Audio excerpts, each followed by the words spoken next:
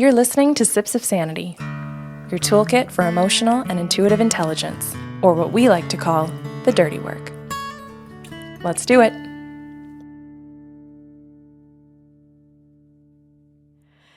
Good morning and welcome, Carmen Theobald. Thank you so much. We are going to be all smiles through this entire episode, I'm pretty sure, because it's been so goddamn long since we've had someone physically in our house to record anything. So it's a thrill to have a friend and a beautiful professional back with us. It's such a pleasure for me too. I loved recording with both of you over Zoom during the pandemic, and of course we're still in it. But things have shifted enough that I am so happy to actually be sitting in the same room, looking directly into your eyes. It makes a huge difference. There's no lag. I know, oh my goodness. And you've got a really, really fun, thoughtful Sips series planned for us. So go ahead. Okay. So first of all, just thank you so much for having me back for Sips. It's really a fun, different kind of recording to be able to do with both of you. And this is connecting a bit to the Sips that we already recorded about the 5 roles of a master herder. But what I've done with the 5 roles, needing to find solutions in the work that I'm doing, and also really wanting to find ways to have concepts make sense to people, for myself included. I've transformed the 5 roles into a couple of different things. One of them is the 5 roles of self-care, which is how do we lead ourselves to wellness? Beautiful. Yeah. So, I mean, I think they're all relating to leadership, but just what are we really looking at? And I think maybe sometimes we forget about ourselves. So how are we leading ourselves there? But that's actually not what I want to chat about today, because there's a different variation that I've also been working on and integrating with the different groups of people that I work with. Okay. And that is the 5 roles of co-regulation and de-escalation. Oh, I knew Karen was going to be so thrilled I about am this. so in this conversation. All right, let's go. All right. So we're going to do 1 role per show. And we're going to start with the Sentinel Role. So for anyone who hasn't already listened to the other podcasts about the 5 roles, if you want to go back and listen to those, it would probably give some fun context. But I'll try to make these ones as self-sufficient, if you will, as possible. So Lovely. They're really accessible no matter what you've listened to. So today we're going to start with the Sentinel Role. And the Sentinel is all about perception in the present moment. So what are we noticing in the present moment? So for anyone who's unfamiliar with these roles, first I just want to share that they were originally created by Linda Kohanov, who's my instructor, teacher, mentor, colleague now. She's in Arizona. She's written 5 books, one of them being The 5 Roles of a Master Herder. And she gave me permission to elaborate on these roles, to kind of massage them and integrate these different pieces, sometimes using the same materials that she's already had in her books and in her presentations, but also creating some new pieces to go along with it. So when we think about the Sentinel role, the role of perception, what do you guys think would be important about perceiving things in the present moment that would help with co-regulation and de-escalation? Can I go? So the first thing that comes to mind, and I know you'll correct us if we're like way off base here, is something that you and I do pretty regularly, and that's a 5 senses check-in. Sometimes a 6 senses check-in. And in order to take in our surroundings, we look at the 6 senses to understand what's surrounding us and see if any of those things are causing us joy, see if those things are causing us stress, and then figuring out what we might need to do about that. But first, it's checking in to see how we're affected. So Kelly, you're talking about it's a self-check-in. Yeah. So then I will add to that in that observation role, once you do your own self-check-in, let me add the emotional wheel to that. So that It's good. let's throw in our emotional wheel, which anybody can get off the internet for free, right? Just Google emotional wheel, because you're going to come outside of those core 6 words that describe what you feel on a very broad basis, which keeps you in your soup. And I'll just call it in your pea soup because that means lots of fog, right? Oh, that's an old expression, driving in the pea soup, meaning that you're driving your car in the fog. Have you heard this before? No, she just dated herself. That's fine with me. I love it. So just meaning that if you're sitting in sad, mad, angry, disgust, surprise, that, and there's one more, that you're not really getting deep enough to your level of awareness as to really what's motivating your thoughts and your actions and your conversation. Yeah, 100%. And I love that you're both immediately going to the Sentinel Role. What are we perceiving about ourselves? What are we perceiving about our senses, about our emotions, getting more clear about what's actually going on within us? And I think when we're talking about things like co-regulation and de-escalation, it's really when we're with others, not always, right? But co-regulation is really with others. But we can regulate ourselves and de-escalate ourselves. And honestly, it's completely impossible to co-regulate or de-escalate someone else or with someone else if we're not starting from there, where exactly both of you went, which I'm not surprised. Well, thank you so much. Yeah, I just think about, if I'm walking into a conversation with you and I haven't checked in with myself to see, how did my morning go? What kinds of things affected my mood this morning? You may open up with some very well-intended statement and I might take it the wrong way because of where I've been previously in my head, my heart, my experience. But if I'm de-escalating or checking in with myself first, self-regulating, I can perceive what you're offering in a very different way because I can remove myself or get out of my own way. Exactly.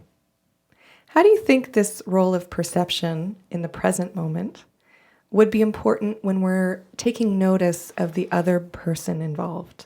Well, if we're really tuning into ourselves, we're not willing, and I'm going to say that, we're not willing to project it. Mm-hmm. We're not willing to make what we feel somebody else's story and then attack them for it. That's huge. I can't even count in my last few days how many times that exact thing was so important and would have created astronomically dysregulated situations if I let the story that was my own completely project onto someone else. Mm-hmm. Especially if you live in a constant state of anxiety. If you do, and we all know this, people pleasers, bullies, narcissists live in constant states of anxiety. So when they live in that space, they're always willing, and that's why I'm using that word willing, they're always willing subconsciously to project that onto someone else. Yeah. And this is a really important piece. You're talking about anxiety. And I want to weave in a couple of pieces about the 5 roles as a concept so that listeners can understand what I'm about to say next. And so the 5 roles, we all have them within us. No one is the Sentinel. No one is one of the roles that we're going to talk about this upcoming week. We all have them within. It's more about how are we balancing them within us. Sometimes we choose to really abdicate or completely remove that role from our life, not stepping into it, even when it's actually really necessary. So what we see with these 5 roles is when we're not using them in balance for whatever reason, and understandable reasons. Sometimes these roles were reflected back to us or shown to us in really unhealthy, toxic, abusive ways. So we've stepped away from it completely, even if it's not serving us to not use that role. We're stepping away because it's so uncomfortable and it's bringing up so many memories and really activating. Mm-hmm. That said, learning how to strengthen our muscles with all 5 of these roles is really key to having a fluid use of them in our life, which will really help bring us to a healthier, balanced place no matter what we're doing. Whether that's leading others, whether that's leading ourselves, whether that's talking about more high tension situations like conflict and dysregulated moments. So whatever it is, we all have these roles. We can all learn to strengthen them, even if we're really uncomfortable with one of them. But we can also overuse them. Yep. So when we choose not to step into certain roles, we're going to overuse others because that energy and power and all the things are going to go somewhere. And so other roles are going to kind of be over-exaggerated. So when you talk about anxiety, I also think about the Sentinel Challenges, right? We're talking about strength when we first started, really noticing these things within ourselves, helping with co-regulation, de-escalation. But the Sentinel, if it's overused, can also hinder that. So if we're hyper-vigilant, if we're hyper-aware, if we're not in balance with the other roles that we're going to talk about, we're going to have a lot more things like anxiety. We're going to be hyper-focused on our own story and think that, of course, it's everyone's story because it's mine and that's all I can see. I love that you're bringing up this example because I hear from a lot of people, they label themselves empaths because they're in an overuse of the Sentinel role. And everything that you just said about assuming their experience is another person's, they live in a state of anxiety saying, I feel everyone else's stuff. When really what's going on is that it's their own anxiety from being out of balance with the different characteristics and qualities that we do naturally all embody or have the ability to. Exactly. So when I think about some positive uses of the Sentinel, just to add to what we were already talking about, I also think about, people's stories and how important it is to notice the person in front of us or the horse or the cat or dog or whoever it might be, what their history is, what the context is, what certain differences in life and privilege and understanding the world might be present, so that it's really something that's part of our present moment awareness of that moment together. And I think when we forget those pieces, we're going to inadvertently dysregulate the other because we're not opening up enough to that awareness of really who is in front of us.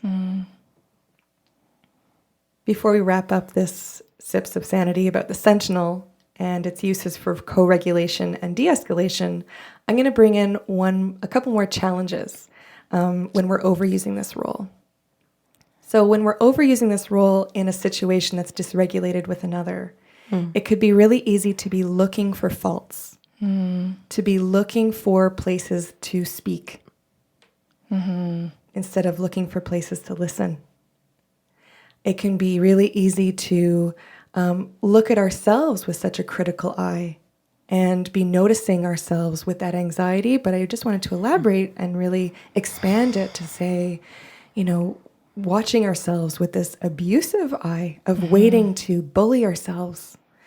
So how we use this role, just like any of the others, is so dependent on how much we're in balance with the rest of the roles. Oh, I love this. Me too. So anybody listening today that is listening to the show for the first time, we want to throw you back to, we don't want to throw you, but you know what I mean. Gently walk you back. Okay, we want to remind you that Patricia Evan writes a book called The Verbally Abusive Relationship on those 15 forms of abuse. And it's important to know that in that book, she talks about how you use the 15 forms of abuse to self-abuse. And that's what you're talking about. So if somebody says, well, that's really good and interesting, but how the hell do you do that, Carmen? That book will help you. And what will also help is learning more in depth about the other roles so that we can intentionally notice them with this helpful Sentinel and notice the other roles when they're being used well so that we kind of create a catalog in our being, in our brain, but not just our brain, right, in our whole body to embody the other roles in a healthy, balanced way. I love, Kelly, I refer to you all the time in the workshops that I run, in the work that I do, your concept that you share with us about crowding in behavior. When we think about the challenges that might come up with any of the roles, I want that to be an important good to know. Karen, thank you. Right. But not get stuck there. Good to know, okay, what's the role that's going to help me balance this out? Or what are the few roles that I can strengthen to help balance these challenges out? So crowding in the roles that maybe we're not using quite enough. Wonderful. So I want to do a plug because it's our show and we can. Carmen, can you talk to us about your course that you've designed? I would be happy to.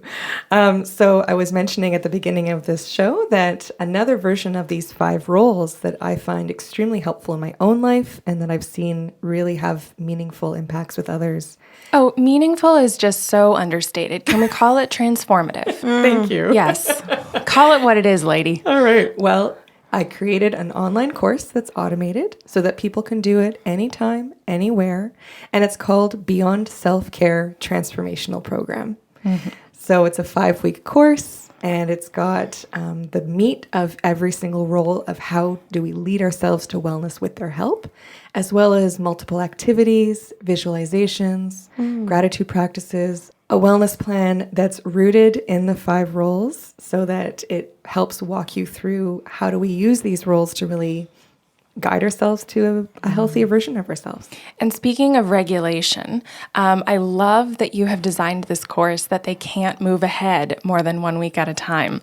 I thought this was brilliant because when we are lacking in self-care, we really step into that all or nothing mindset. And so I even found myself sitting down being like, hey, I'm going to hammer this course out in a day. I want all this good information. It's going to be so fun. And it was a good intention off the top of my head, but then it was like, what? No, that's not what self-care is. This is an overuse in one day, and then I'm going to go into nothing for the next 6.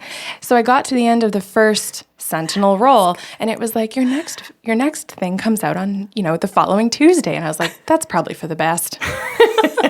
Way to go, Carmen. Good foresight. Good honesty. Yeah, I love it. Yeah. Good self-awareness. I like that too. Yeah. Yeah. That said, people don't have to follow along every single week. I understand how life gets busy, and that's one of the benefits of this course. When you sign up, you get lifetime access. So you can also pick and choose when it works for you and actually have it fit into your life in a healthy way. And you don't have to commit to all the activities. Really, if you're just doing the core of this course, maybe picking one thing that is going to add to the self-care and a deeper understanding of the role, it's about 45 minutes per week. So I think that's pretty digestible. It's less than one of your favorite shows on Netflix. So love it.